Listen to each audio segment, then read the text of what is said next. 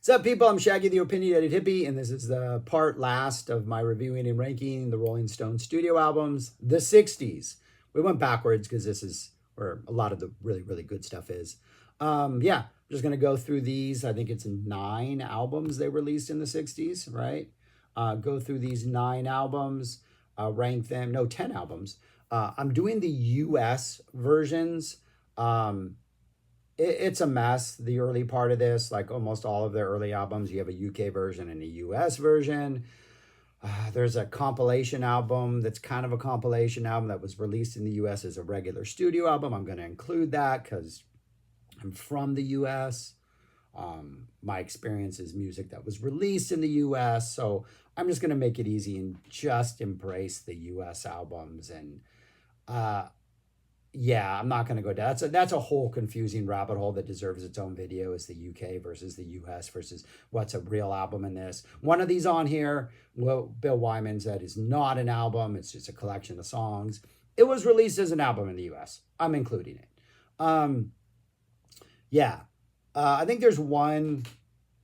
I don't know if it's a hot take. It's a cold take because I don't like the album. That may get some people riled up, but I'm standing by it because this is my list of favorites, not yours. So anyways, yeah, the Zappa Connection. Oh, the Whiskey A Go-Go release, which I don't know where it is. Yeah, apparently members of the Rolling Stones were in the audience at Frank Zappa's Whiskey A Go-Go gig, and he tried to get them on stage, and I don't think they went on stage. So anyways, yeah, that's the connection. At least a couple members of the Stones saw Zappa. But yeah, 10 albums, and at the very end of this, I will drop the final list, incorporate these into the 70s on. All right, yeah, let's do this. Let's get on with the one that might upset people. On to number 10. Number 10 in the 60s is their Satanic Majesty's Request. I can't stand this album. I love psych music. I love 60s psych music.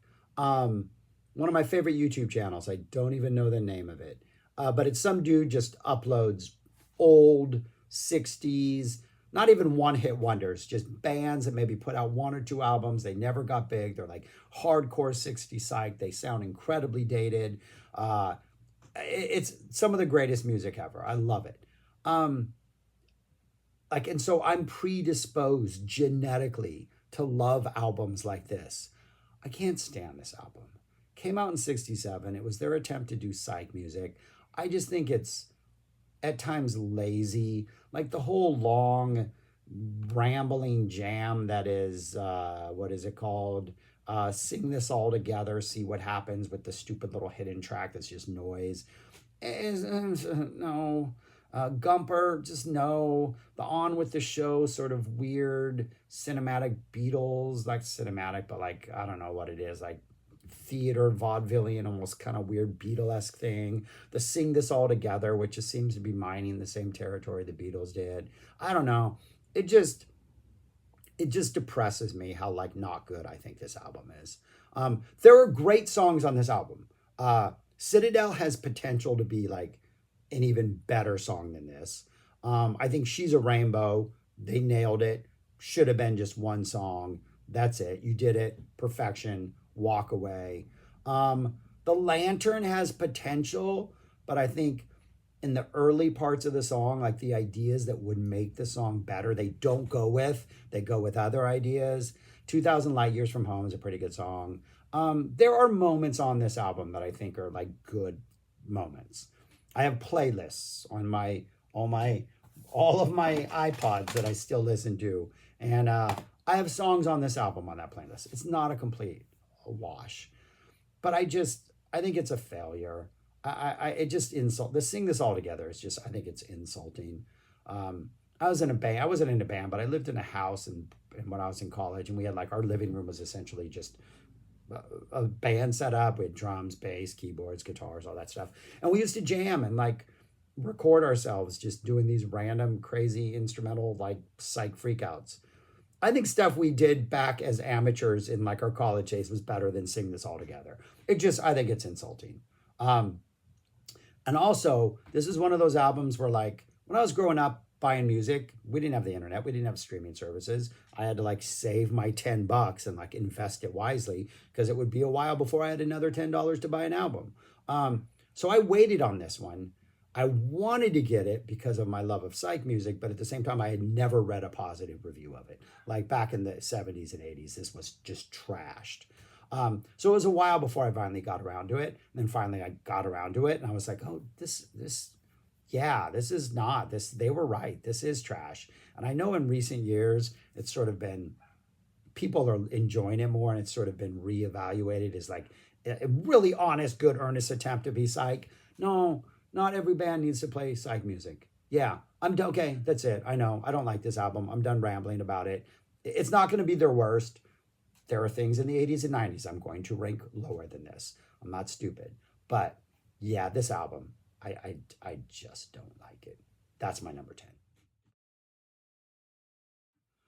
Number 9 is 12 by 5, came out in 64, their second American studio album, which has stuff from an EP that they had released called 5 by 5. The 5 being the members of the Stones. This is 12 by 5. I like this. There's some handful of good originals. Nothing absolutely spectacular, but I think there's 3 originals, a bunch of covers. 2 great covers, a cover of Time Is on My Side, a cover of Bobby Womack's It's All Over Now. But yeah, some of the covers I just like, I think it's what brings it down here. Or there's a cover of Under the Boardwalk, which just seems like they didn't need to be doing this song, and they don't do anything really interesting with it, I don't think. Also, there's a cover of Susie Q, which I just like, comparing it to the Creedence version, I'm just like, you missed the boat on this one. Yeah, it's really short. It's like less than 2 minutes, but it's just like, you missed it. This is not where Susie Q needs to go. Some interesting stuff. The opening of Round by Round is pretty good. There's a little like, dun, dun, dun, dun, dun. The middle of Around and Around, does it have like a tequila quote in the middle of it? It seems like they dropped some other song in the middle of this. It makes it pretty interesting. That kind of fun. Yeah. So I don't know. Hit and miss. Some good early Stones. But yeah, that would be my number 9. 12 by 5. Number 8 is their 5th U.S. release, December's Children and Everybody's. This is the one that Bill Wyman says is not an album, it's just a collection of songs, and that's essentially what it is. It's stuff from the Out of Our Heads UK version. There's B-sides, there's stuff off Got Live If You Want It. It really is just a collection of other songs from other releases, but in the US, it was like an official release, so I'm including it. The opening 1-2 punch of She Said Yeah, Talking About You, both cover songs, is fantastic. The energy is amazing. It's a great lead off. There's a couple live tracks on here from Got Live If You Want It, the Route 66, and then the closing track, I'm Moving On. I think the I'm Moving On is better. I think I might like the studio version of Route 66 better, which is going to be on another release. Get Off My Cloud is on here. As Tears Go By is on here. There's some good stuff on here, but there is sort of it's not an album vibe. It does feel like a collection of songs. It's just a collection of really good early Stone songs. And I actually think each side ends with one of the live tracks. Route 66 closes out side A. I'm Moving On closes out side B. I like that. I think it kind of works. It provides good balance. Whoever compiled it did a good job of compiling it. But yeah, had to include it because it is an official US release. But yeah, it would be my number 8, right? December's Children? Yeah, number 8. Number 7 is their debut album, The Rolling Stones, England's newest hitmakers. I think it was released in the US as The Rolling Stones, parentheses, and then later the parentheses became the title. So I'm going to call it both right here. Their debut album came out in 64. And I want to say I did the same thing, my tastes, with the Kinks, maybe with the Beatles, and maybe with the Who, bands that sort of have similar trajectories in the 60s, in which their early albums were a lot of covers, dropping in one or two original songs. And then as they went on, the more original songs started appearing and the band became the great bands they were, whatever. But in each of those instances, I want to say each of those bands, the Kinks, the Beatles, the Who, and the Rolling Stones, their debut album is better than their second album, maybe even their third album. And there's just something about the energy, the rawness, the naivety, the just enthusiasm, just the pure, this is who we are as a band essence coming through. And while it is all just cover songs, not in this case, you have a couple originals. That is sort of the weird vibe. It's just like that first one, it took them a couple more albums to recover whatever that energy is. And I feel that's the same way with the Stones. The US version opens up with Not Fade Away, which I like. Great song. We got a really good version of Route 66 on here, which is good. Chuck Berry's Carol, cover of that is on here. A handful of original songs that are pretty decent. But yeah, it's just a good, fun, raw, early 60s rock and roll, R&B, bluesy, short song influence. Longest song in here is like 4 minutes. The Tell Me You're Coming Back. It's an original song by Jagger Richards. A cover of Willie Dixon's I Just Want to Make Love to You is on here. That's pretty sweet. It's just got good energy from like start to finish. And yeah, I like it. It's really good. I just think there's something about it that makes it stand out just a little bit above the couple that would follow. But that would be my number 7. Number 6 is the Rolling Stones Now, their third U.S. release. So I guess in my Rolling Stones ranking, 1 is good, 2 is the dip, then they get back to form in 3. This came out in 65. Opens up with Everybody Needs Somebody to Love, which is just, it's absolutely perfect. The energy's perfect. The Jagger as a front man is perfect. Yeah, just an absolutely awesome. This is the same song that Blues Brothers do in the Blues Brothers movie. Absolutely awesome. It's sloppy, it's ragged, it works really well. We got some original Jagger Richards songs on here. Heart of Stone, What a Shame, Off the Hook, Surprise, Surprise. Get a cover of Little Red Rooster. We get close to 4 minutes of Mona. That doom, the Bo Diddley beat. I think the Dead covered Mona in like the 90s, right? Might be a little too long for a straightforward Bo Diddley beat, 4 minutes of it. But it's still good. Heart of Stone is one of those classic, Jagger's a great front man. Here we go. This is all you need. Proof right here. In fact, this entire album, I think Jagger's like, all right, yeah, we know we got a guy who can lead us into war, into the music wars, because Jagger is his bona fides are on full display here. Just a really solid album. Some just nice energy. What a Shame. Some really nice thinky groove on it. Just good songs. Yeah. They're finding a little bit more of their swagger. Like you look at the track listing, there's nothing on here that was a hit. Like I guess Heart of Stone was a single, but you can't say it was a smash. Yet this is one of those that's like, I think has stood the test of time better than maybe some of the others released in this area, or at least the ones I've already talked about. But yeah, that would be my number 6, the Rolling Stones Now. Number 5 is Out of Our Heads, the 4th American album. Came out in 65, and I would say a step up from the first 3. Like we're upping our game. Like we're leveling up on this one. Both in the cover songs, the original songs, the US version. We're doing the US version on here. Just everything about this, the sort of diversity, this one I think is just the Stones become a lot more serious of a contender, like making any kind of music. The opening 2 covers open, Mercy Mercy, Hitchhike, just an awesome 1-2 punch. Again, I've said this about their later albums, especially in the 80s and 90s. This band knows how to open an album, and the Mercy Mercy Hitchhike combo is fantastic. The song after that is The Last Time. This must be the last time. Just what an absolute banger. Hit it out of the park. You have cover of Sam Cooke's Good Times on here. the get in the groove and let the good times roll. Not as good as the Dead's live versions, I would say, but nice cover song. We got another live song on here, a live version of I'm All Right. Just ragged, screaming rock. This is the same one that was on the Got Live If You Wanted EP. So the US versions are still mining UK releases for stuff.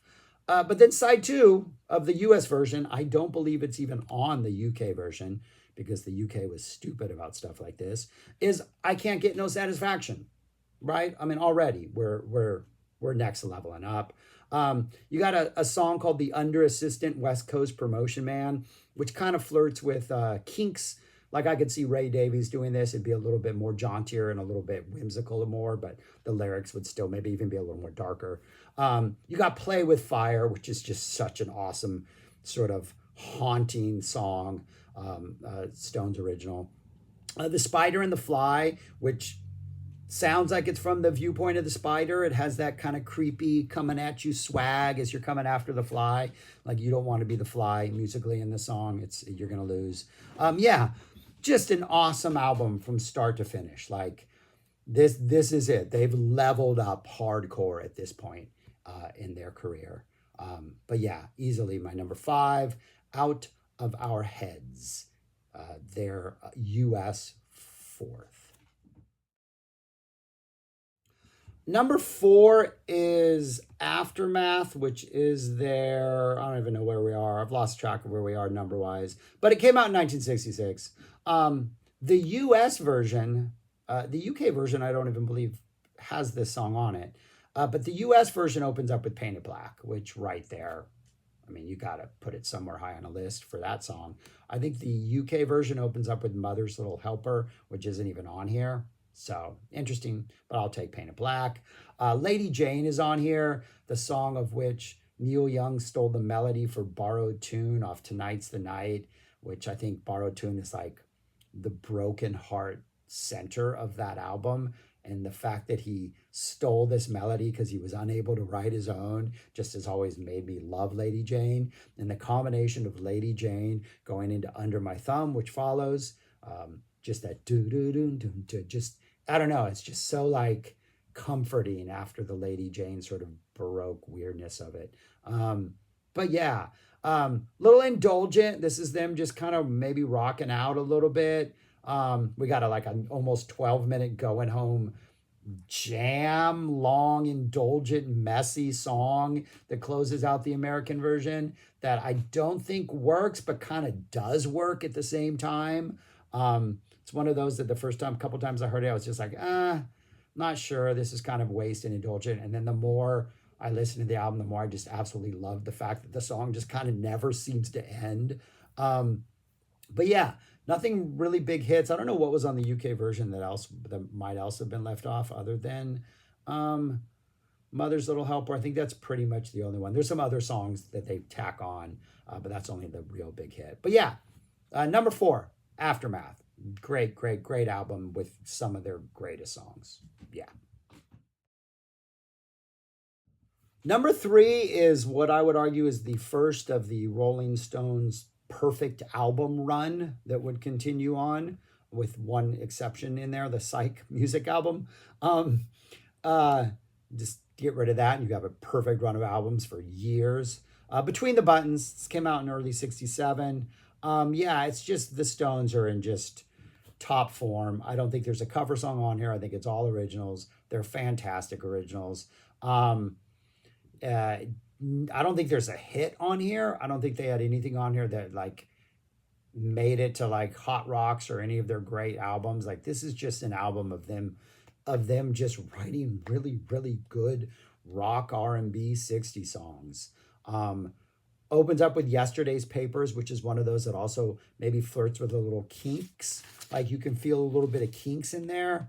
Like you can see Ray Davies doing this stuff. Connection, which just has this absolutely amazing hook in it. Connection. Don't know who it reminds me of. It almost seems like Connection could be like a Monkey song. Like clean it up a little, give a little more of a pop sheen, and the Monkees could have had a huge hit with this. She Smiled Sweetly is just sweet. Cool, Calm, and Collected is another sort of jaunty, Kinks-ish number with a nice, crazy, hectic ending at the end that works really well. All Sold Out, confident pop rock. Who's Been Sleeping Here? Really nice guitar intro into this really cool kind of swaying rock vibe. Complicated, awesome energy, great melody. It's got a melody in here that reminds me of another song that I can never ever really place what song it is. And I listened to it a couple times, but it reminds me of another song. Miss Amanda Jones, Some Kind of Wonderful, 80s movie. Anybody? Yeah, there was a remake of this song in there that was fantastic. And then Something Happened to Me Yesterday. Again, sort of mining some Ray Davies energy in here. I like this. The band is still maybe looking for what their sound is, which in a year or so they would find in spades. But we're getting, the confidence is there, the songwriting is there, the ability to kind of dip your toes in slightly different genres is there. This is like from start to finish, I think their first this is like a perfect album, man. There's just no mistakes on it. It's maybe a little more dated than it sounds more like the 60s maybe than some of their later stuff, but yeah, absolutely fantastic album. My number 3, Between the Buttons. My number 2 is 1969's Let It Bleed. This is the album in which founding original member Brian Jones is leaving and Mick Taylor is coming in, and their paths kind of cross-ish maybe. We're going from sort of 60s Stones into what would become, for a couple albums, a cleaner, slicker sound in the 70s.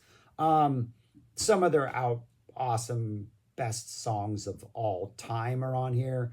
Gimme Shelter, which, I mean, no words. You can't always get what you want. Come on.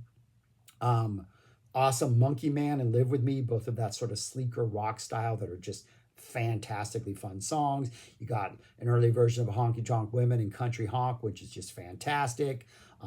Great Love in Vain, your awesome like slow type acoustic thing. Let It Bleed, the title track, is just Stones funness. We all need someone we can bleed on. Just absolutely amazing. You Got the Silver, an awesome Richard sung song. My only issue with this album, and the reason I don't rank it higher, is I've never been a big fan of Midnight Rambler. It never gets me. I don't think it's a bad song, but I do think it doesn't quite hold up to everything else on here. Just absolutely fantastic. Just a great album. A little bit of everything. Like Gimme Shelter sounds like nothing else. Love in Vain, like a slower cover of a Robert Johnson song. Country Honk, they're like kind of a little more Beggar's Banquet vibe. Live With Me and Monkey Man, this sleek type stuff. A little bit of variety. This is like the Stones that like the ability to do so many different things really comes forth on this. A great album. Like I would argue it's one of the 5 perfect album run that they have. Get rid of that Satanic Majesties. But yeah, fantastic. Number 2, no complaints other than not the biggest fan of Midnight Rambler. So, but on to my number 1. And my number 1 is Beggar's Banquet. Came out in 1968. It's like a perfect album. Opens up with Sympathy for the Devil. It's a weird song. It's a weird little set piece, right? It's like, it really sounds like nothing else in rock. And every time I get this album, I'm like, do I want to hear Sympathy for the Devil again? I've heard this so many times. And then I listen to it, I'm like immediately drawn in. Like mixed performance, the way the song just unfolds, the storytelling in this, it's just beautiful. Then you get like just the Stones just doing whatever they want to do. No expectations. This nice, almost like bare bones, slow thing. Then you get Dear Doctor, which is like this silly back porch country thing. Then you get Parachute Woman, which is this weird, distorted Stones blues. Then you get the amazing sort of Dylan-esque jigsaw puzzle, which I absolutely love. Love the lyrics in this thing. Love the self-referential like description of what the band members are doing in the 3rd verse. Just amazing. Side 2 opens up with Street Fighting Man, another one of those just simply iconic Rolling Stone songs. No other band brings stuff like this. You get Prodigal Son, which is just great little another like just jamming out some blues type stuff. And then you get the like you always growing up, you'd read about like rock and roll in the 60s. Now, mothers were covering their kids' ears and eyes and don't listen. This is going to like destroy you. You can't, it's bad for your soul. Straight Cat Blues is that song. Like you want to scare a suburban mom in like the 60s, say, hey, your daughter's going to go see, or your son's going to go see this band, Rolling Stones. This is one of their songs, Straight Cat Blues. Like that, this song is just like, like you couldn't put this song out now. People would like protest. This is the Stones at their best, at their rawest, at their most dangerous. Stray Cat Blues is friggin' genius. Then you get Factory Girl, another one of those just like jamming out like bluesy, folksy type thing. And then you get their sort of, doesn't quite sound like Ray Davies, but you feel a little Ray Davies in here and the Salt of the Earth, just that like song for the common man, for the everyday people. Like this is a perfect album, man. To me, this is the Stones 60s, absolute just everything is clicking. The sequencing, what they're bringing you, it does not get better than this. To me, this is just what rock and roll perfection is. My number one, Beggar's Banquet. And now we're going to get on to the complete rankings. All right, so that is what the 60s look like right there, the albums I just talked about. Yeah, you got the early stuff at the bottom of the list, and then as we get on through the 60s, other than that Satanic Majesty's Request, which, yeah, it just gets better and better and better. So if I were to incorporate these 10 into the entire discography, let's do the bottom 16 first. That's what they look like right there. All that more recent stuff at the bottom. The two that sneak up that I think are good representations of their 80s on is Undercover at 16, Voodoo Lounge at 18. I think those just have a little extra. There's a little more life, a little more creativity. It sounds like they're having more fun. Maybe they were fighting in the studio. I don't know, but it doesn't sound like it. Couple of their early stuff back in this list. Satanic Majesty's not at the bottom. I think it is better than everything from like Steel Wheels on, but yeah, I'm going to drop that there. And then we get to the top 10, my top 10. That is what it looks like. Goathead Soup sneaks up here. Aftermath is up there. Tattoo You, Between the Buttons. And then those top 5, like that's a run. That top 6 right there. Those are in a row if you take out their Satanic Majesty's Request. Between the Buttons, Some Girls, Let It Bleed, Sticky, which is another perfect album, Exile, perfect, and Beggar's Banquet, which is just, I've listened to that so many times and have never ever once even gotten slightly bored of that album. To me, that's their perfection. That's it right there. But yeah, that's what my list looks like. All right. Thanks for watching. Let me know your thoughts. All how comments work, people. Whatever. If you have something to say it. Type it below. I appreciate the comments. Subscribe, like, share, do all those things, and go listen to the Rolling Stones, people. Great band. Yeah. Where was Hackney Diamonds? Their most recent one. Yeah, it wasn't the worst. It was 24 out of 26. See, they're not their worst they've ever been at this point. They've gotten better than they were in the past couple years, past couple albums. All right, I'm rambling. Thanks for watching. Peace. Talk to you later.